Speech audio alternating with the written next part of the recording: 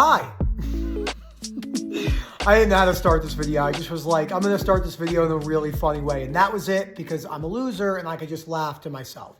So I want to talk about some of the subtleties when it comes to compulsions and avoidance behaviors. Some of the things that many people miss.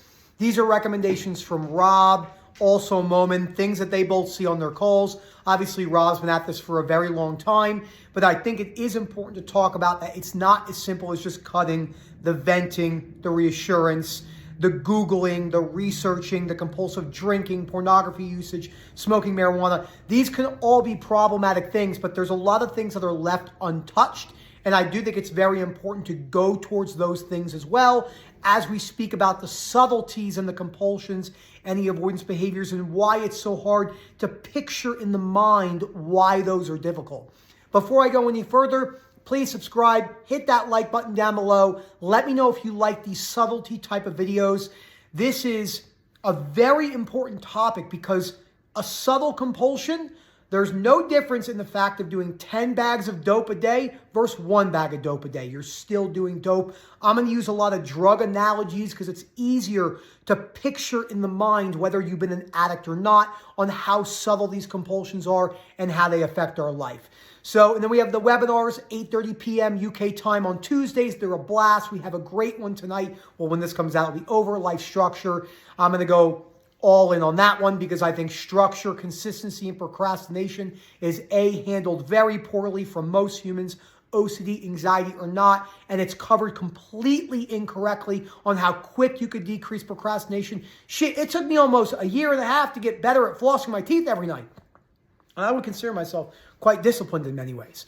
So it's not as easy as 30 days. You see this from the big gurus. 30 days in my master course, and I can teach you how to be free of all your bad habits. Hell no. Hell no. Hell no. No chance. It takes a long time, and it's a constant work.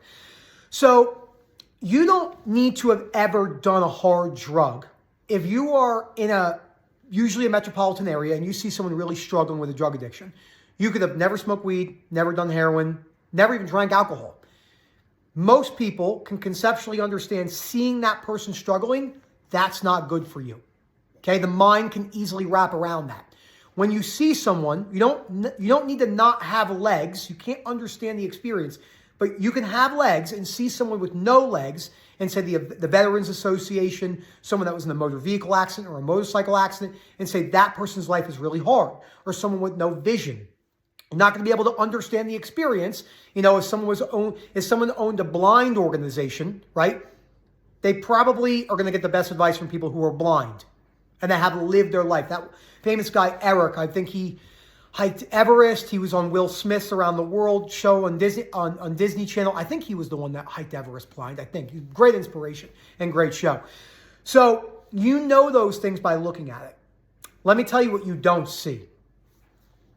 You're a little bit stressed. Your OCD's okay. And you ask a very subtle question. Subtle. You're not directly asking for reassurance, but you're stringing along someone to ask you and probe you questions to get the answer you're looking for. Then you feel better for a second or an hour, and then your OCD comes right back. Changing the handles on your phones and emails. Working with people where all the messages disappear. That's a compulsion for sure. Or it's a fake email. They're only using for this. Don't send that to my work email. Don't do that. Don't do this. Blah. Understandably so, but based severely around fear. You can't see when you change your Instagram profile so no one can know who you are when you're commenting because of your moral related fears. Literally, heroin. Boom, right in your arm. You got to look at it like that. If you don't, it's very hard to get better. And when you're cutting these small compulsions, I'm definitely holding this highlighter for the rest of this call. All right, it just feels good. It's just right. When you, like a teacher yelling at you, Milo just was like, when you cut these subtle compulsions, this is what to expect. There's no difference and there's no correct way that your OCD has to respond from cutting the tiniest compulsion to the largest compulsion. There were subtle compulsions that I cut. I'll give you an example. All my compulsions based around my exercise, changing my workout program, needing certainty. that happened only once or twice a month. It wasn't a major thing, and it was to the unknown eye. You would never know. If you didn't know me and I was telling you about why I was doing this stuff, you would never think, oh, wow, he's like, wow, that kid's washing his hands 200 times a day. What the hell is that about? Why is he like rechecking things over and over, putting the password in on the computer 100 times? You don't have to have OCD to say, that's a weird behavior. So with this, when I did it, it seemed so subtle until I quit it. And remember, behaviors, beliefs, and feelings and emotions are all intertwined. Not in a third ratio, but there's great quotes, right? Show me how you act and I'll tell you what you believe.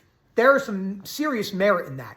So that behavior of changing subtleties in my exercise program was behavior, changing the subtleties in the exercise program, fueling, oh my God, I can't take being fat, not having muscle, not having the perfect program, fueling all the other belief systems that trickle down from that, like the subcategory beliefs, and that fueled my body dysmorphia, and then my panic disorder, and all sorts of stuff like that, and my perfectionistic. But it was a subtle thing. Some other subtleties are this lovely thing right here, okay? Best thing on earth. You know, Erica went to Hawaii in 2021. She won a trip there from an event. She wrote a story about, this is so funny. She writes a story about my OCD suffering, okay? She wins a fucking trip to Hawaii. She gets to go to Hawaii, Kauai, for free, with everything paid and everything. And I didn't get to go. And I had OCD. She just wrote about it. No, I put her through a lot. When she went to Hawaii, I was like, you do realize you're leaving 5 pounds in your bag empty. She's like, why? Because you're going to the Kona factory and you're going to bring me back 5 pounds of real Kona coffee. Best coffee I've ever had in my life, bar none. Amazing. Anyway, so subtleties. Yeah, caffeine's not really that good for you. I'm going to cut it.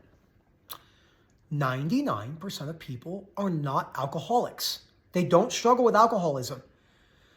Most people don't struggle with severe addictions. It's a high prevalence, but not at the alcoholism level. A lot of people might engage in binge drinking, but as a compulsion to get rid of thoughts, emotions, feelings, and urges.